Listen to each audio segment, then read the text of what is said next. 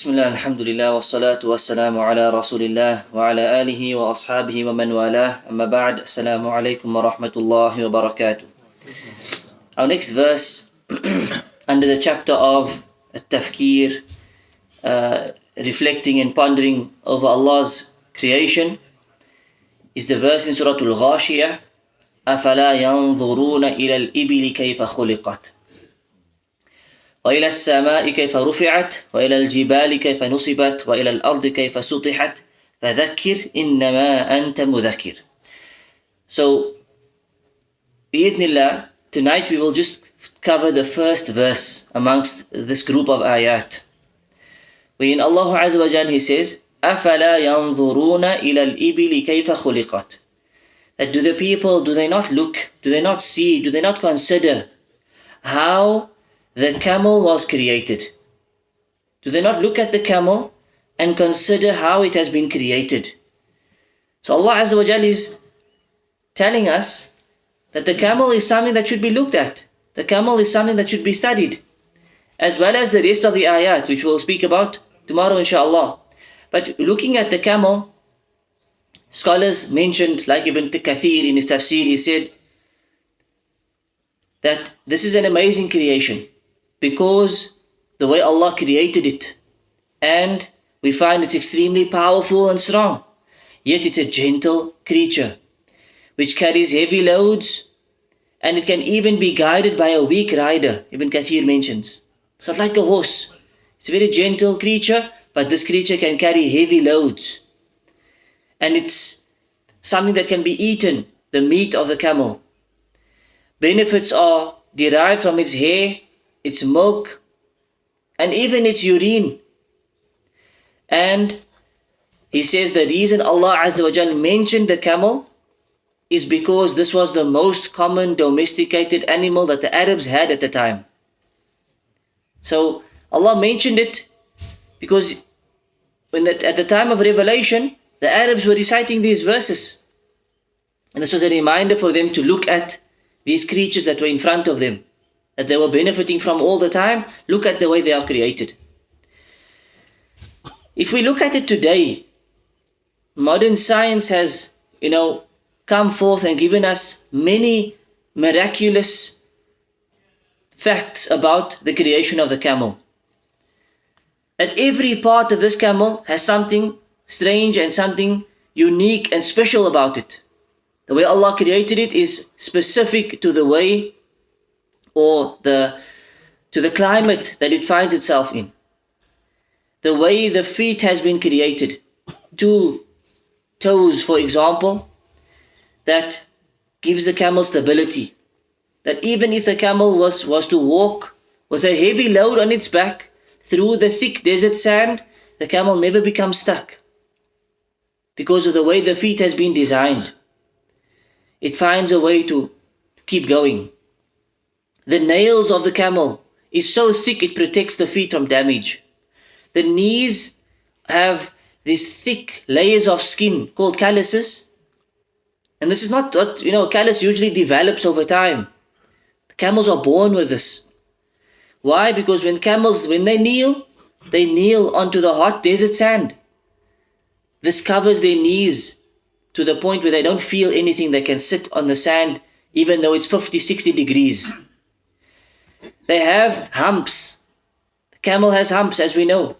And the humps are not there to store food or water.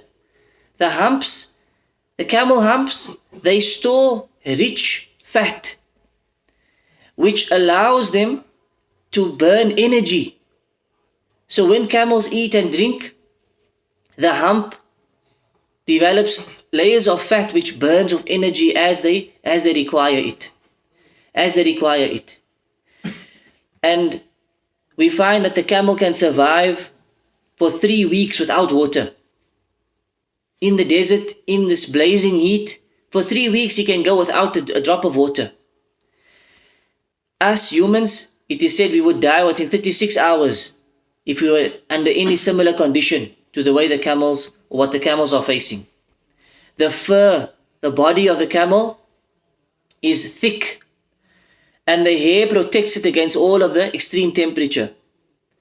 It keeps the temperature regulated, and the camel does not lose water, even though it's going through the severe temperatures and severe weather conditions. In fact, the hotter it becomes, the more the camel, it heats its body up. The body temperature rises so that it does not lose water through perspiration. All of this is design, miraculous design of the camel. It is said that camels drink 4 times in the summer and only once during the winter. They only need to drink 4 times during the summer and only once during the winter. The rest of the time, the camel is just operating. The system has been created like this, where it just continues to go and go and go. The ship of the desert, as it is said.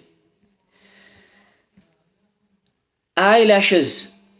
The eyelashes of the camel are so thick that when it faces a sandstorm or any form of, the winds of the desert blowing, then the sands are blowing around, it protects the eyes of the camel, that not one grain enters the eye. At the same time, these eyelashes are transparent. So in a sandstorm, when it shuts its eyes, it's completely protected, but it's able to see perfectly. And the same with the nose and ears. They have these long hairs inside it to protect it from sand and dust. The kidneys of the camel play an important role in water conservation.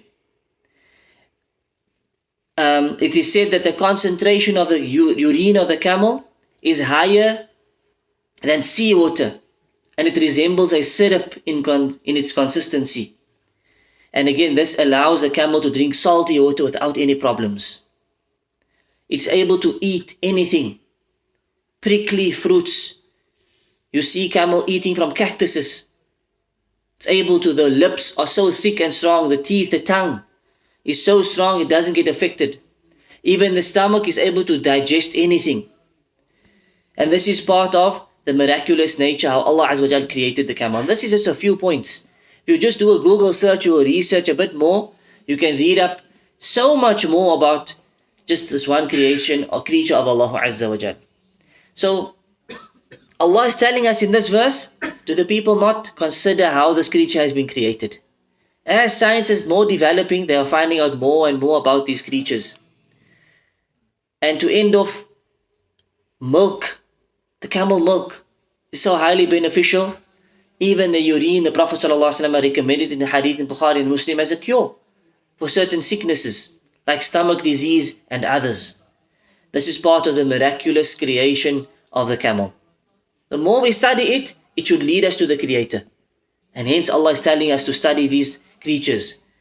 This is tafakkur, this is tafkir that should bring about, the greatness of Allah Azza wa Jal into our hearts. We need to make the effort to study these creations of Allah Azza wa Jal, and Allah Azza wa Jal knows best. We ask Allah Azza wa Jal for beneficial knowledge. Ameen Rabbil Alameen. Wa sallallahu ala nabiyyina Muhammad wa ala alihi wa sahbihi ajma'in. Subhanak Allahumma wa bihamdik. Ashhadu an la ilaha illa anta astaghfiruka wa atubu ilayk. Wassalamu alaikum wa rahmatullahi wa barakatuh.